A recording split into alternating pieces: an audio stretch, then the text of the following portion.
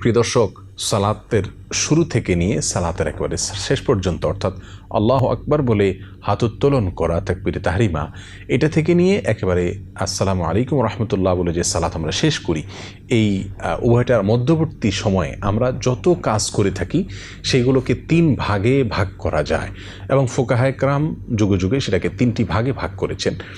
তার একটি ভাগ হলো রুকুন বা ফরজ, যেটাকে বলি আমরা। রুকুন শব্দের অর্থ হলো স্তম্ভ, খুঁটি, অর্থাৎ যেটা মূল, যেটা না হলেই নয়। ফরজ যেটা অবধারিত, অপরিহার্য, সেরকম কিছু কাজ আছে সালাতের মধ্যে। সালাতের কিছু পার্ট আছে যেগুলো রুকুন পর্যায়ের, অবধারিত, অপরিহার্য, যে না হলে সালাত হবেই না।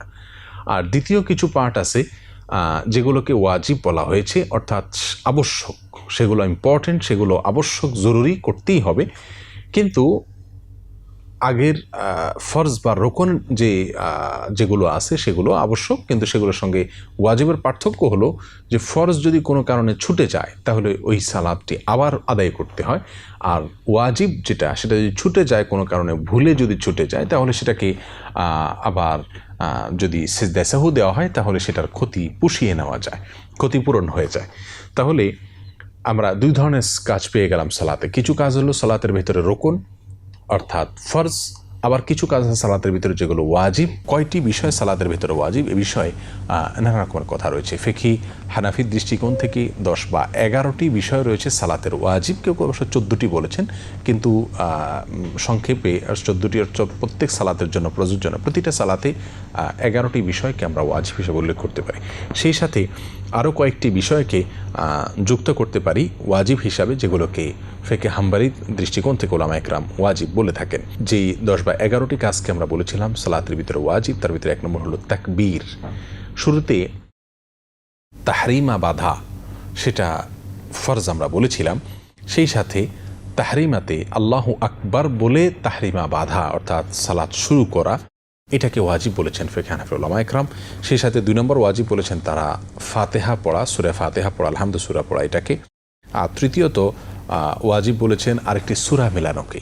এটাকে অবশ্য আরবের স্কলারগণ, সৌদি আরবের স্কলারগণ, তারা ওয়াজিব বলেন না, সুন্নাহ বলেন। তারা বলেন নবী আলাইহিস সালাম বিভিন্ন হাদিস থেকে বোঝা যায় যে এটা সূরা ফাতিহার পরে স্বাধীনতা দেওয়া হয়েছে যে সে যা ইচ্ছা তা পড়ে।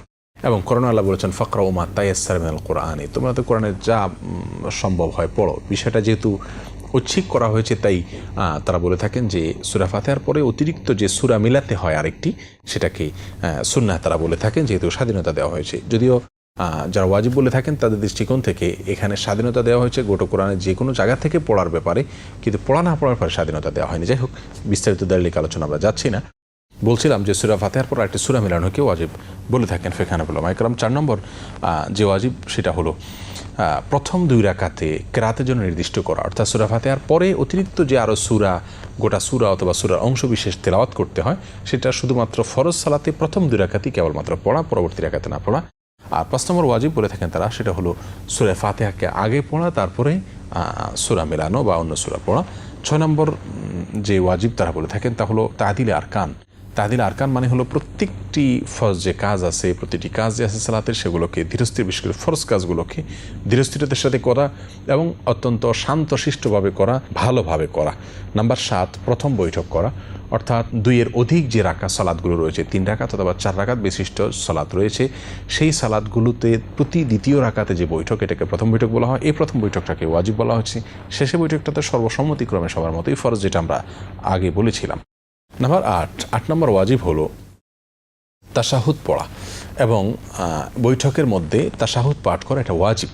আর 9 নম্বর হলো তারতিব রক্ষা করা। ফরজ এবং ওয়াজিবের যে সিরিয়াল রয়েছে কোরআন এবং সুন্নাহ অনুযায়ী যে সিরিয়াল বর্ণিত হয়েছে, সেই সিরিয়ালটাকে মেনটেন করা, আগে পরে না করা, উল্টাপাল্টা না করা, এটা একটি ওয়াজিব।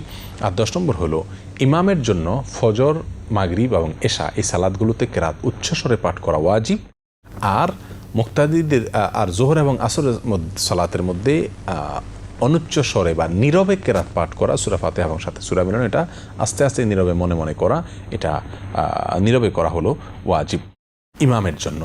আর মুক্তাদি যখন আদায় করবেন তখন সেক্ষেত্রে তাকে দিনের সালাত অর্থাৎ জোহর, আসর এগুলোতে অবশ্যই নীরবে থাকতে হবে, আর বাকিগুলোতে তিনি সরবে পড়তে পারেন।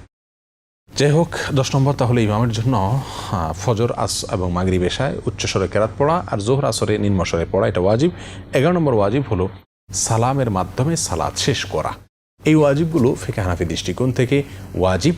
এর পাশাপাশি আরবের স্কলারগণ আরও কয়েকটি বিষয়কে ওয়াজিব বলেন। তার ভিতরে একটি হলো যে প্রথম আল্লাহু আকবার যেটা তাকবীরে তাহরিমা, ওইটা বাদে বাকি যে তাকবীরগুলো আছে সেগুলোকে সবগুলোকে তারা যতবার আল্লাহু আকবার বলা আছে সেটা রুকু সেজদা থেকে ওঠা, সেজদাতে যাওয়া, সেজদাতে যাওয়ার সময় এবং সেজদা থেকে উঠে দাঁড়ানোর সময়, এই যে পরবর্তী যে আল্লাহু আকবারগুলো আছে, তাকবীরগুলো আছে, সেগুলোকে তারা পৃথক ওয়াজিব বলেন, যেগুলোকে ফিকহে হানাফি উলামায়ে কেরাম সুন্নাহ বলে থাকেন। যাই হোক, দ্বিতীয় ওয়াজিব আরও যুক্ত করা হয়েছে, তা হলো তাসবিহ পাঠ করা রুকুতে, এবং তৃতীয় ওয়াজিব হিসেবে তারা বলেন রুকু থেকে উঠে সামি আল্লাহু লিমান হামিদা বলা একাকী ব্যক্তির জন্য, এবং চতুর্থ ওয়াজিব বলে থাকেন তারা রব্বানা ওয়ালাকাল হামদ বলা মুক্তাদের জন্য এবং একাকী ব্যক্তির জন্য।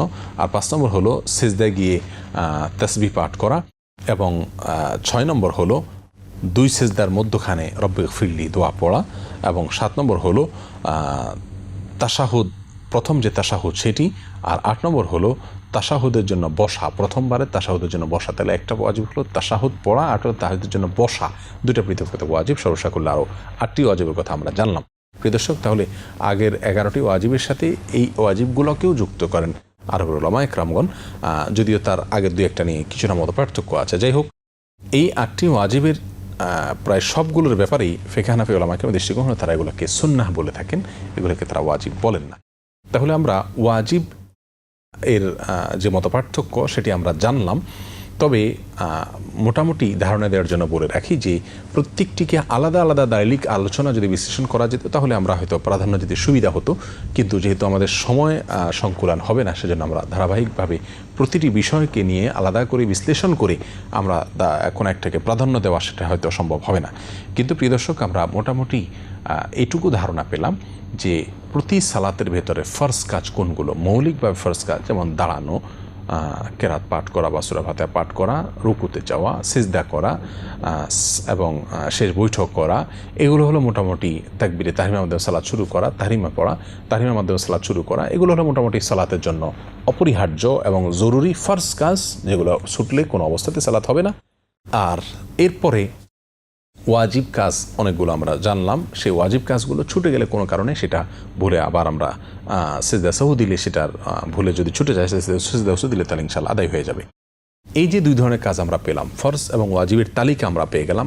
আবার ওয়াজিবের তালিকা এক নজরে বলছি, তাকবীর বলা, আল্লাহু আকবার বলে শুরু করা, ফাতিহা পড়া, সূরা মিলানো তার সাথে, প্রথম 2 রাকাতে ফরজের প্রথম 2 রাকাতে শুধু সূরা ফাতিহার সাথে অন্য সূরা মিলানো, সূরা ফাতিহাকে আগে পড়ে সূরা মিলানো পরে করা, এবং প্রত্যেকটা রুকুনকে খুব ধীরস্থিরতার সাথে আদায় করা, এবং প্রথম বৈঠক করা, এবং প্রথম বৈঠকে বসা, তাশাহুদ পাঠ করা, আর তারতিব বা ধারাবাহিকতা রক্ষা করা, সিরিয়াল মেনটেন করা, এবং ইমামের জন্য ফজর, মাগরিব, এশায় জোরে, আর আসর এবং জোহরে এই সালাতগুলোতে আস্তে কেরাত পড়া এবং সালামের মাধ্যমে শেষ করা।